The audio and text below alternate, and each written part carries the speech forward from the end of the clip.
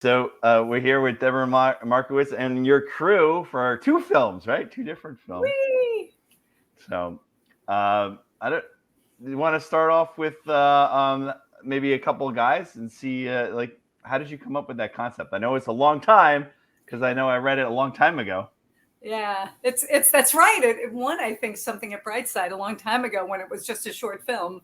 But we started working on it probably almost 4 years ago now, and raised a bunch of money and rewrote it. And so far, we have 3 episodes done of a 10-episode limited series. But it just started as a short script, and I kind of fell in love with the characters, and so it became this whole 10-episode miniseries. And it stars Mr. Andino and Lucas Hassel, who is now in the Pines sunbathing, so he couldn't join us today. But it's been a long journey, but a fun one. And Sal, how did you get involved in the project? I drew the lucky straw and won the lotto and met Deborah a few years ago, and she invited me to many parties on many sets, and I've just been lucky enough to keep my nose clean enough for her to keep calling me. And so, what's up next for it? Are you doing another episode soon? Yeah, at least one. Hopefully, a few more. Like Deborah said, we have basically 3 in the can. It's a 10-part miniseries, and we've got some momentum going, and we're all just in love with each other. So what could be better? Yeah. We have a fundraiser, I think it's September 19th at the Belmore Movies, and we're hoping whatever we make that night, we're going to show the first 2 episodes. We're going to try and start the 4th episode, and then in 6 months show the 3rd and 4th episode, and then try and raise money for the 5th episode. So we're just chugging along and getting it done. How did the production go on the first one? Really went awesome. It was a lot of fun, really a lot of fun. And people are totally loving it, which is great. So it kind of gives us the momentum to keep going. But we had screened it at Image Out upstate, which is a very hard film festival to get into. And we're sitting there with our exact audience and very nervous about whether they're going to kill us or whether they're going to love it. And they loved it. We did a Q&A that was at least half an hour, just John and I, and a couple of couches on the stage with with the curator, Michael Gamilla of the film festival, and they all want to see it. And he said if we finish it, when we finish it, that he'll gladly give us like 2 days of screenings and just show the whole thing. So, that's a big incentive because that's an amazing community out there in Rochester. So the one that we're screening, we lost Michael. Lost Michael? The one that with the one we're screening, that's a full episode, right? That is a full episode. That's the pilot. Yeah. Yeah, and 2 takes off where Jenny shows up at the door. So it's fun. That was so much fun. The 2nd episode is probably, I think, one of the funniest we've done. But but that's just me speaking. But I definitely think it is. How did the film festival go? In Long Island. It really went well. Yeah, really I go to Houston every time around that same weekend. I'm in Houston. I know. But it was, our panels were all packed, and we had some really nice attendance. A lot of press this year. It was our 25th year, so that was pretty exciting. Sal was one of our presenters, so that was kind of cool. And Lucas and Catherine Curtin from Stranger Things, and we had Chad L. Coleman from The Orville and The Expanse and The Wire. He was one of our presenters. And Walking Dead, my favorite show is The Walking Dead. He was on that. Oh yes, exactly. Which, believe it or not, I haven't seen yet, but he was a blast, and so many really great people. It was a lot of fun. Tara Westwood was there, and I know I'm going to forget somebody, but Kevin Brown, of course, our host. Oh yeah. But it was fun. A lot of fun. That's and then great. We're still recovering. Yeah. As you know. That's why we made it one day this year. So we're only doing it on one day instead of 2. So I get a little bit, there's going to be a lot of people there in one day, but we don't have to do the student films, and it's all one day. So it's going to be a little crazy. Right. And there's a lore to that. And that's what we do with our Scared for Your Life Film Festival. We have a one-day horror film festival called Scared for Your Life. Much smaller. I think it's 5 or 6 hours of films. And next year we might make it 2 days, but we just found a home with the Cinema Arts Center in Huntington because we wanted to keep Belmore for life and then have something in Suffolk, but not too far in Suffolk, for the sister film festival, so we can kind of keep that Long Island vibe. You got to keep that Long Island vibe going. Yeah. Yeah. So Michael, we got to talk to you a little bit about your film. That's good to see you again. Good to see you, Chris. How are you? Not too bad. Pretty good. And Good. so, we talked once before, but the people out there probably don't know like about your film and your involvement. So you give a little background on that? Oh, absolutely. It's the name of the film is called Sfortunato, and it's about you're a cliche down on his luck kind of guy who just throws caution to the wind, and he's got a little gambling problem, and life takes its toll on him, and he's very much in love with his brother, although he's kind of hurt his brother many times, and he gets a bit of bad information, and he wants to kind of, I guess, reconcile with his brother and just let him know how much he cares about him. And the film takes a twist, and I had originally written it one way, where the ending was a certain way, and then Deborah jumped on board and gave it another twist, which I like better than mine. And together with John and Rob Graydon and Frank Falla, we did a really good job. It's just it's a great little film. It's a great little short. It was a lot of fun to do. We shot it in one day. John was cool, calm, and collected as he always is, and it was a great time for all of us to be there. And I was so blessed to have Deborah and John on my side and backing me 100% with this film. I like the story a lot. I really do, and I think it has some great shock value at the end. So it's a cool little film, and I'm grateful that you wanted to be part of your festival. I'm very grateful. Thank you. Absolutely, yeah. And John, how was the difference of shooting both of them? The difference in between the two. I'm not shooting Couple of Guys. Oh, you weren't? Okay. No, I haven't shot that. I shot Sfortunato. I was the gaffer, AC, whatever else on that one. Delivery guy. Yes, yeah, delivery man. I have one line. It's a perfect line. But at least I get a wink. But no, it's just a difference between working with a bigger crew as opposed to Sfortunato. Everybody did 12 different. I mean, Michael was the lead actor. He also did craft. and everybody was doing. You didn't do craft in a Couple of Guys, huh? No, we don't I know my limitations. Oh, it's a bad thing. Yeah. But that's, like I said, it's just the difference between everybody on Couple of Guys. We all have one job. Yeah. Yeah, mostly. Sometimes two, but on Sfortunato we had like 3 or 4 because of, first of all, COVID, second of all, the budget. And because we had started Couple of Guys so many years ago that the original DP we had, Mark Ryu, we originally told the whole crew that we couldn't use them because we really didn't have any money. And our AD, Mara Bush, and Mark Ryu, who's the DP, both jumped on and said, look, well, whatever you got, we'll do it for that because they really love it that much. So that's why they're shooting that. But John pretty much shoots almost everything else we do. Yeah, absolutely. That's why I thought. I was like, oh, yeah.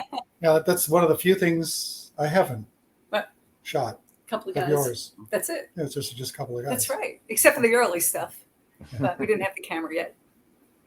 Absolutely. So, Sal, your character in Couple of Guys, well, we only get to see the first episode. So how was it arcing? How are you working with your character there in different episodes? Well, Deborah's woven a really brilliant and so identifiable story of second chances, right? We can all identify with maybe possible missed opportunities or regrets that we had. And this is a great story that's, I think, so prevalent, and it's great to kind of shine a light on it because a lot of people are living or have lived in the shadows, and they're either afraid to be who they really are, or they've been kind of put upon, so they're not authentic. And this is a great story that allows people to see how a second chance can really make a life. And you could be funny at times and dramatic, so it's kind of like back and forth, right? I mean, we all know relationships have hysterical moments and really dramatic, tense moments. So it's the rare beast of a script that allows you to go from one end of the spectrum to the other, and this was a gift. Yeah, that was what one of the people up in Rochester from the audience said, was that it was great to see a film that finally told his story. Mm-hmm. No. Because it's not represented. Somebody who comes out later, he also had, he was in his late 40s, and he said that he'd been married, had kids, got divorced when he was 40, and then finally came out as he was approaching 50. And he was just so excited to see it represented, because you just don't see that anywhere. So that kind of made us feel good. And every time we feel like, oh my God, this is such a huge job. We've got all the episodes written and whatnot. And then when I hear something like that, it's like, well, we got to find a way to finish it, because it means a lot to a lot of people. So plus it's so much fun working with Sal and Lucas, and Abigail Hawke is in it, and Kevin Brown is in it, Brian O'Halloran, Aaron Sheehan. tons of people. Oh, Brian's hilarious in the third episode. Yeah, he shows up in the third episode, and it just, Sal's read it all, so he knows how the whole thing goes and ends and twists, and and it's a blast. So it's just, or I got to find out one investor who goes, I love the story, I want to get done. How much do you need? And I'll say 150,000, please, and we can do it really cheaply, instead of 5 million. How is the production in comparison to days? Like you said, 1 day for this Sfortunato. How many days was a couple of guys for the first episode? It takes between 5 and 6 days per episode. Yeah. And it's we have a lot more locations. It's longer. They're about 21 to 27 minutes each. I think the last one's 27. So it takes a lot longer. Sfortunato, we had one day, Michael's like, this is a script. This is what I got. And we're like, all right, how can we make this happen? And we called up Ann and Henry from the Belmore and said, hey, can we use your whole apartment upstairs and the alley? And so we had to do everything pretty much in 1 day in one place. And then we did like an hour or two of pickups the next day, just, for some street scenes. So that was a lot lighter, because you can move quicker when you have like 3 or 4 people as opposed to 12, and coordinating schedules. Because one of the problems with Couple of Guys is the fact that I think there's probably about 10 main cast people, Kieran Sheehan, like I said, Abigail Hawke and Brian and Kevin. And there's a lot of extra people that are going to come up as we continue to do this. And then the crew, because Mara now is a producer at, I want to say NBC, but I'm not sure. She's a producer at a news station now, and Mark is a very sought after DP, and the actors are all working actors. So, once we get a day together, it's like, yay, magic, and then we can actually pull off a day or two.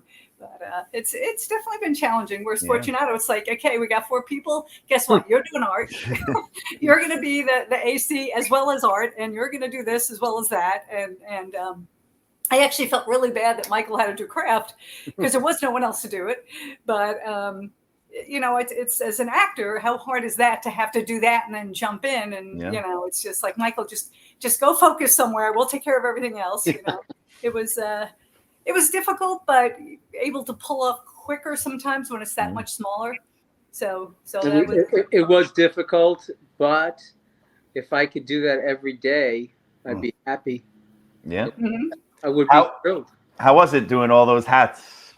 Did you enjoy it? Well, Deborah kept telling me to breathe, so that made it a little bit easier, But I don't know. It's really funny. Life is funny in general. I mean, just being under pressure all the time. That's kind of like my life. I go from one job to the next. Today I was in Sag. I know this has nothing to do about film, but I was in Sag Harbor doing a farmer's market. I just got home. I was out at 4:30 in the morning. I did Montauk, and then I work a full-time job at a school at night, which I'm days now but you know what? It's good to be busy. I mean, and if I wasn't busy, I'd be lost, So as far as wearing different hats for that film, now I look back, and like I said before, Chris, if I could do it every day, I'd do it every single day. Are you writing another one? Right now, I'm not writing another one, but I was blessed and fortunate enough to recently, Deborah and me, Henry Stample, he had an idea, and I think I discussed this last time with you, for a short called A Better Man. Well, we shot that back in early this month, I think it was. Was that correct? Was that in the July? Deborah? I don't know. A few weeks ago. We're post on that. Yeah. John shot that. Yeah, it was called A Better Man, and now Deborah, I'll be in one for Deborah and John. It's called One Last Time. Is that correct? Mm-hmm. Yeah. Yeah. Just like next week. Yeah, yeah. With Eddie McGee and Stacey Van Gorder in it, and it's just a little. It's going to again be a one-day thing, probably even shorter than Sfortunato, but it's just a short that I wrote a while ago and really wanted to do it, but I just couldn't figure out one of the characters who I wanted. I just wasn't finding anybody, and then all of a sudden I realized, oh my God, let me call my friend Eddie McGee because he would be perfect for this. And I sent it to him, and he said I'm in, and he's back in New York. He was in Confidant. He played Eve's son in Confidant. Okay, yeah, so, yeah. He loved it, and Stacey loved it, and Michael loved it, and so good stuff. It really is sweet. Do that, and then a day later we do. And she gave me a day off. You, John, you we deserve do the Prof, which has stars Anthony Grasso and Linda Collins and Ojabayo Lyons, and so that's a 4-day shoot, and then I gotta get back to writing and raising money for a couple of guys, and you know, it's kind of I'm not allowed to schedule anything else this summer. Sal, how many times have you worked with Deborah? I don't have enough fingers. What is that? It's phenomenal. I mean, seriously, It goes way back, right? I auditioned for her and she didn't hire me the first time. And it was a really sweet, lovely project that I craved and cherished for a while until I got the news. You didn't get that one. But thankfully, you know, she saw something in me and kept me, you know, on the back burner at least until it was my shot. And ever since then, I've been blissfully working with her. Yeah. The first 2 or 3 times, I think, I hadn't even met you yet, but you were in a film called The Dangerous Place, and you submitted for my Cross to Bear, and I sent you. I saw your reel come in. I'm like, oh, we got to audition this guy. You didn't get the email, remember that? Yeah. Because I ran into you months later, and you said, yeah, I would have loved that. I'm like, I actually called you in, and you're like, ah. Yeah. But and then another crazy director had you. I was casting for another director whose name we will not go into, but he had you audition 3 or 4 times with different accents. Do you remember that? Oh, I'll tell you what it is later. But he said, can you do an English accent? And you're like, okay, which kind of English accent? And then we did that. Well, can you do this? I'm like, oh, Jesus Christ. And then the last time you did the audition, you actually did it on the hood of a car. You just, why? Because you're not looking at this. While it was about going 50 miles an hour. And then the director said, yeah, fine. And then you were like, one of the best things about the movie. But it's just like, why are people not seeing this? You know, because I knew that he was phenomenally talented. So, yeah, there's been a few. You were in my feature, Only Woman in the World. Yeah. And of course, the whole 10 episodes of Couple of Guys. He's the lead. Nice. You know, co-lead with Lucas. Yeah. So that's pretty cool. And one day, we'll do Drivers. Oh my God, I know. I got to finish writing that. Is that a feature? It is. It's our zombie horror comedy thing. Yeah, feature of the last taxi driver. Wow, that's a long time ago. Yeah, Classy is frothing at the mouth for that, but I just haven't been able to get back to it because I think that's we turned it into a Christmas movie at the same time, and it's just hilarious. So I got to get back to writing it, and I'm doing 5 million other things. I think I got to almost put filmmaking to the side for a little bit and concentrate on writing, or I just can't do it. You know, crazy. I guess it's a bad problem to have, you know. Make movies right, and then make movies. That's why I was hoping to win that $1 billion lottery, so we could all. Yeah. Damn, Michael. Someone in Chicago or something. Yeah, Illinois. Yeah, Illinois. I mean, even if you won that, like right out of the gate, 35% goes to the state. Then at the end of the year, you got to pay federal on that. Yeah. Which I could live with 400 million though. Yeah, 400 million's nice. Yeah. Yeah, could do that. We can make a couple movies. Deborah and John. Make 4 big movies with that. I would have called Deborah and John and said, listen, it's all over. This is all we're doing, and we're all getting paid handsomely now for it. Mm-hmm. And everybody you know who wants to do this kind of stuff, well, I got the budget for it. That would have been so sweet, you know? That is the dream, right? That is the dream. Yep. So. Absolutely. So how's Florida doing right now? It's so freaking hot. I mean, I've today it feels like 100. Yeah. It's been hot, and I haven't minded so much. Did a lot of walking, went to the pool, and like every day. And today it's like it's too freaking hot to go to the pool today. So it's our last day, so probably just gonna hang in, and you know, my daughter's coming out, but it's really pretty oppressive today. Yeah. Would you ever like shoot down there? Shoot some films in Florida? We thought about it. We thought about it. Not in the summer. Yeah, not in the summer. One of our favorite film festivals is the Fort Myers Beach Film Festival, which is in July, June.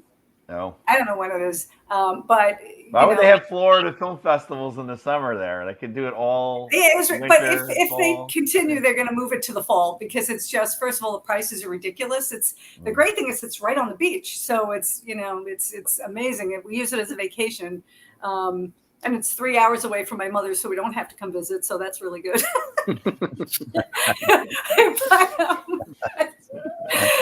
But it's one of the fun ones down here. I know there's a lot more, but we kind of keep our handful of two favorite film festivals, including Brightside.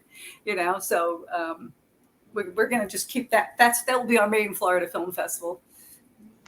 Up there you are, Mike. We lost Michael there for a second. Your picture. I'm back. I do that. That's my life. I kind of come and go. Well, I wanted to, thanks for coming on here today for a few minutes. I wanted to go around and see, if you want to promote anything or talk about any upcoming projects. So, Deborah, if you want to start with any upcoming things. Well, right now in post, we have The Better Man, and there's something else in post that I can't remember. What else do we have in post? I know we got something else in post, and I can't remember it. It'll come back to me. We have The Prof and One Last Time coming up, raising money for a couple of guys, September 19th. They can go to Intention Films and Media and find out about that. And got to get back to writing stuff. Yeah. He will be shooting The Prof and One Last Time. Yeah. And of course, he was doing some obviously all the pre-production on both of those films.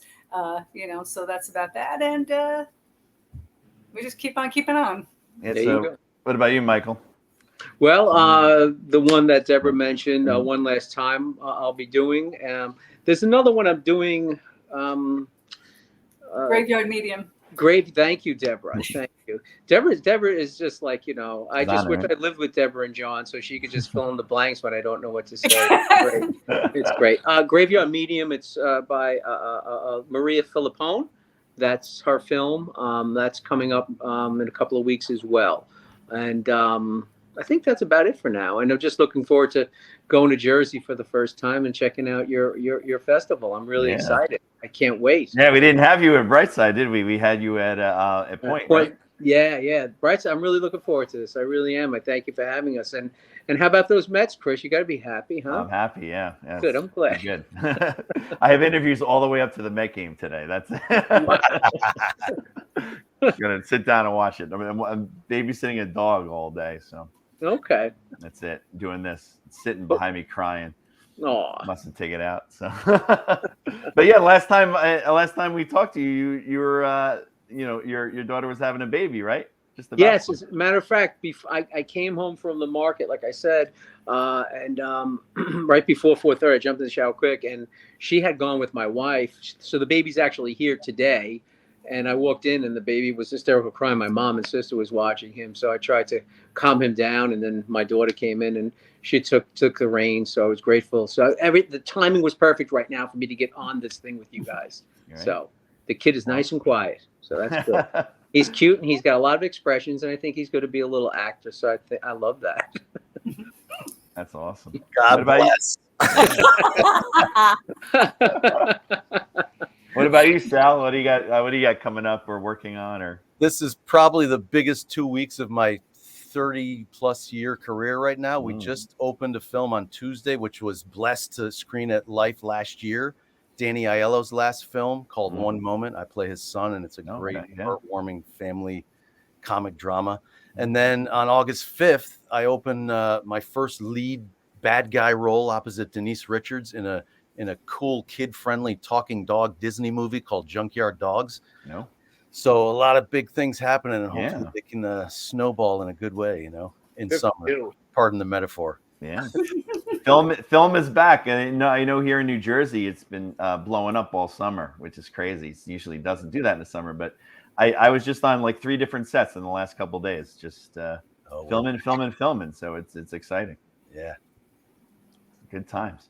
But yeah, so I just wanted to thank you guys for joining me for a few minutes here, and I got to go on to the next, to the next, to the next.